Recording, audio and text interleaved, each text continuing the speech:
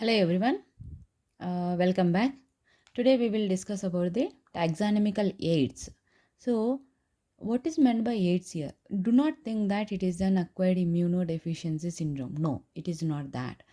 वो क्या है ना, एड बोले तो हमको कोई डायरेक्शन दिया है तो हमें हमको रास्ता चाहिए तो हम बोल सकते हैं ना, ये डायरेक्शंस ऐसा कहाँ भैया, वो कहाँ है, क्या ये कैसे किधर जाना है, ऐसा है ना। एड बोले तो डायरेक्शंस, डायरेक्शन बोले तो हमको जो रास्ता दिखाते हैं ना उसका बोलते हैं हमें करेक्ट बराबर।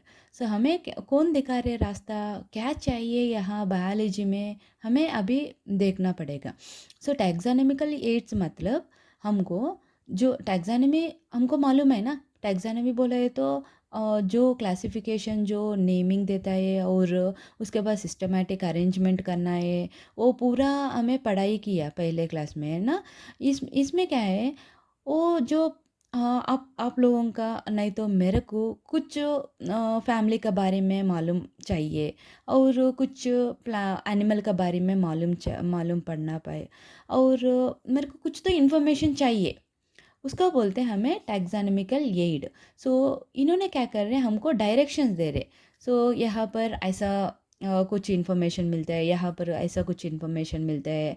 सो हमें देखना पड़ेगा। अभी एक टैक्सानॉमिकल स्टडीज़ आर यूजफुल इन, अभी हम लोगों का एग्रीकल्चर में चाहिए तो अगर कौन सा प्लांट ग्रो करे तो कौन सा फील्ड डेवलपमेंट हो जाता, ऐसा हमको एग्रीकल्चर में और फॉरेस्ट में। अभी ये फॉरेस्ट में कौन सा प्लांट आयुर्वेदिक मिलता है और कौन सा मेडिसिन्स मिलता है और कौन सा प्लांट्स है, उसका इकोनॉमिक इम्पोर्टेंस क्या है, उसका ज़रूरत पड़ेगा हमको। हमको फॉरेस्ट्री का चाहिए तो अगर इंडस्ट्री में कौन सा, अभी इंडस्ट्री में क्या क्या यूज़ करते हैं, हमें पेपर यूज़ करते हैं है ना। पेपर कौन सा प्लांट में आ जाता, और रबर भी हमें प्लांट से आता है। और कौन सा टैनिन्स रेजिन्स जो भी चाहिए, हम लोग आप लोगों के इंडस्ट्री के बारे में आप लोगों का डायरेक्शन देते। नोइंग आवर बायो रिसोर्सेज बोले तो हमको क्या चाहिए उन लोग, और दे डाइवर्सिटी। अभी ये फॉरेस्ट में कौन सा एनिमल्स जीवन कर सकते हैं और कौन सा हार्मफुल ऑर्गेनिजम्स रहते हैं, वो भी मालूम पड़ सकते हैं ना। ये पूरा हमको ये टैक्सानॉमिकल एड्स ने डायरेक्शन दे दिए आप लोगों का, एग्रीकल्चर में, फॉरेस्ट्री में, इंडस्ट्री में और बायो रिसोर्स में are they diversity. And this studies require correct identification of organisms.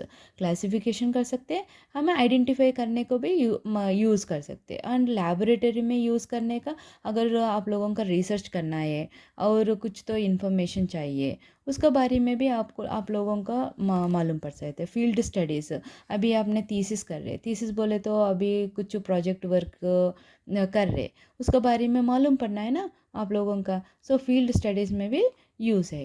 Okay. और हाँ, हम लोगों का यहाँ पर कौन सा डायरेक्शंस मिलेगा, हम लोगों का हेर्बेरियम मिलेगा। The first one is herbarium and second one is botanical gardens मिलेगा हम लोगों का। जोलॉजिकल पार्क्स भी है और इन लोगों का कीस भी। कीस बोले तो हमको डायरेक्शन जो देता है ना उसका बोलते हैं कीस। सो यहाँ पर चार चीज़ हैं, उन लोगों के बारे में हमें बात करना है अभी। Herbarium, the first part. Herbarium is it is a storehouse of collected plant specimens that are dried, preserved and pressed on the sheets. इसका मतलब क्या है कि अब जो एक शीट ले रही है, ओके, ये शीट पर आपको प्लांट का पूरा डेवलप करना है। कौन सा डेवलप करना, उसका लीव्स अच्छा रहना है और उसका रूट्स भी अच्छा रहना है और इसका थोड़ा फ्लावर है तो भी फ्लावर भी लेना है। सो इसका लीफ ले रही है और रूट भी ले रही है और फ्लावर भी ले रही है। सो इन दोनों तीन मिला के आपने क्या कर रहे हैं, इसका प्लांट का ऐसा क्या कर रहे हैं, फर्स्ट ड्राई कर रहे। ड्राई बोले तो ये पेपर है, ओके।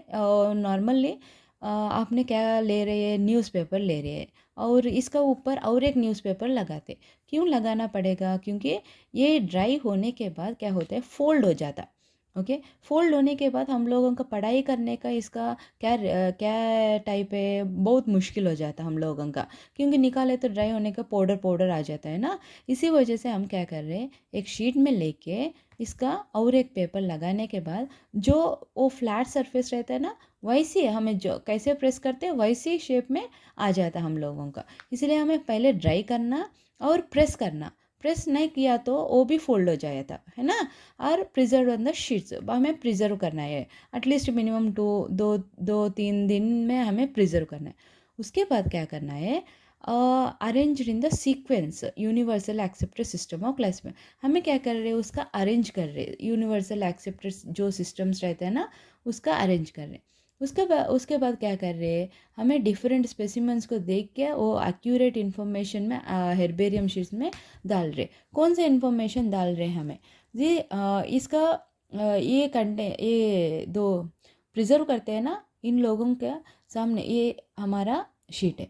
ओके, हमारा शीट का जो राइट साइड रहता है ना, ये मतलब मेरा मतलब है कि ये राइट साइड जो है ना, यहाँ पर आपका ये पूरा डिटेल्स चाहिए। यहाँ पर डेट, ओके, और यहाँ पर प्लेस ऑफ कलेक्शन, कौन सा प्लेस में करेक्ट, यहाँ पर इंग्लिश नेम, लोकल नेम।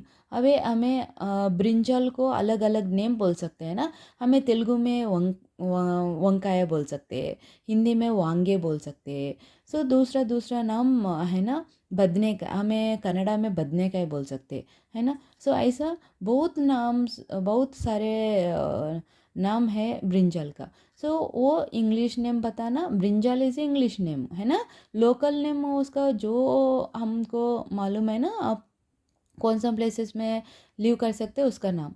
और बटानिकल नाम, इसका बटानिकल नाम बोले तो साइंटिफिक नेम है इसका क्या आता है कि Solanum melongena. Solanum melongena is the scientific name of the brinjal. और इसके बाद फैमिली इस ये सोलेनेसी फैमिली में आता है। Name of the collector's name, आपका नाम लिखना है इधर। और इसका क्या ज़रूरत है कि कौन सा फंक्शन है, 2 primary functions of herbarium are, it is helping for accurate identification and also it is helping for alpha taxonomical research. Alpha taxonomy बोले तो एक type of taxonomy which helps in the research purpose.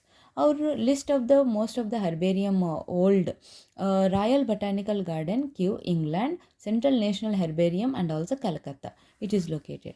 और making of herbarium वो कैसे करना है, इसका steps रहते हैं। पहले कलेक्शन करना, और पहले ड्राइंग करना, और उसके बाद पॉइजनिंग करना। पॉइजनिंग कैसे कर सकते हैं कि इसका HgCl2 यूज़ कर सकते हमें।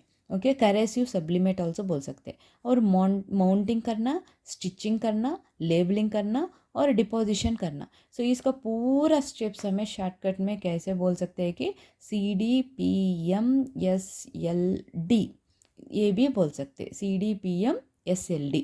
सो इसका मतलब collection, drawing, poisoning, mounting, stitching, labelling, deposition. So ये पूरा करने के बाद हम लोगों के हेर्बेरियम शीट्स बनाएगा। सो और एक बार बताती हूँ हाउ कैसे करना है। So collection of a plant material is done with a scientific knowledge. So हम लोग आपको जो चाहिए वो लेने वाला, और उसके थोड़ा साइंटिफिक नॉलेज भी रहना है, क्योंकि जो मिलते हैं वो नहीं लेने का है ना, ये जो चाहिए वो ले सकते हैं। और उसके बाद क्या कर रहे हैं, आपने मेटालिक वैस्कुलम और पॉलीथीन बैग में रख रहे हैं फॉर प्रिजर्विंग द मॉइस्चर, क्योंकि जल्दी ड्राई होने के बाद आप लोगों को थोड़ा मुश्किल रहता है ना। सो ड्राइंग प्रोसेस में क्या कर रहे हैं, आपने उसको प्रेस कर रहे, ऑर्डिनरी न्यूज़पेपर में अनफोल्ड कर रहे। सो फ्रीक्वेंटली चेंज करना पड़ता है। क्यों चेंज करना पड़ता है बोले तो, अभी न्यूज़पेपर रख रहे और एक न्यूज़पेपर रख रहे, उसको मॉइस्चर ऑब्जर्वेशन करने के बाद वो चांसेस रहता है ना, जो फंगई आ सकते हैं और जो अदर ऑर्गेनिजम्स में आ सकते हैं ना, इसीलिए हमें क्या कर रहे, बार बार हमें न्यूज़पेपर चेंज कर सकते। सो हमें उसका अलो नहीं कर सकते। और पॉइजनिंग भी करना, क्यों पॉइजनिंग करना है कि ये करोसिव बोले तो डेंजरस है। जो जब अप्लाई कर सकते हैं ना इसका अंदर प्लांट्स को, तब वो माइक्रो ऑर्गेनिजम्स में ग्रो नहीं कर सकते। सो हम लोगों का ईजी रहता है ना, ऐसा प्रोटेक्शन कर रहे। और माउंटिंग, स्टिचिंग, लेबलिंग इज अभी कर रहे। लेबलिंग में क्या क्या है, अभी बताया ना मैंने, लोकल नेम और साइंटिफिक नेम, बटानिकल नेम, वो जो प्लेस ऑफ कलेक्शन है ना वो हमें करना है। और उसके बाद international size of herbarium is 42 × 29 centimetres रहता है। और